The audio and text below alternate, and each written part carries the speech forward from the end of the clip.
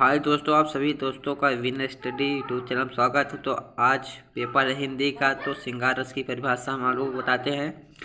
सहृदय नायक और नायिका के चित्त में रति नामक अस्थायी भाव का जब विभाव, अनुभाव और संचारी भावों से योग होता है तो श्रृंगार रस का रूप धारण कर लेता है। इसके दो भेद होते हैं, संयोग और वियोग, जिन्हें क्रमशः संभोग और विप्रलब्ध भी कहते हैं। इसका उदाहरण है कौन हो तुम वसंत के दूत, बेरस पतझड़ में अति सुकुमार, घन तिमिर में चपला की रेख, तपन में शीतल मंद बयार। ये श्रृंगार रस हो गया दोस्तों। तो मैं अब आगे बताता हूँ आपको वीर रस। वीर रस का सही उदाहरण देखिए, उत्साह नामक अस्थायी भाव का विभाव, अनुभाव और संचारी भाव से वीर रस की दशा प्राप्त होती है। जैसे साज चतुरंग सैन अंग में उमंग धार, सरजा शिवाजी जन जीनत चलत हैं, भूषण बनत नाद विद नगारन के, नदी नद मद गबरन के रलत हैं।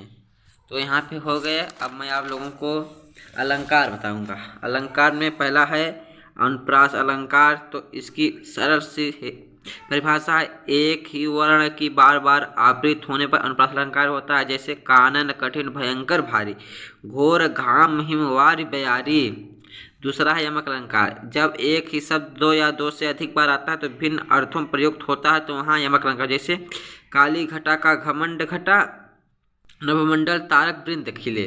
अब आ जाता है यहाँ पे छंद। छंद में पहला है चौपाई। चौपाई की सीधा साधा परिभाषा है, चौपाई सममात्रिक छंद है। इसमें 4 चरण होते हैं, प्रत्येक चरण में 16 मात्राएं होते हैं। अंत में जगड़ अथवा तगड़ का प्रयोग नहीं होना चाहिए, अर्थात अंतिम 2 वर्ण गुरु और लघु नहीं होना चाहिए। जैसे बदऊ गुरुपद पदुम परागा, सूरज सुवास सरस अनुरागा, अमीय मुरिमय चूरन चारु समल का सकल भव रुज परिवार।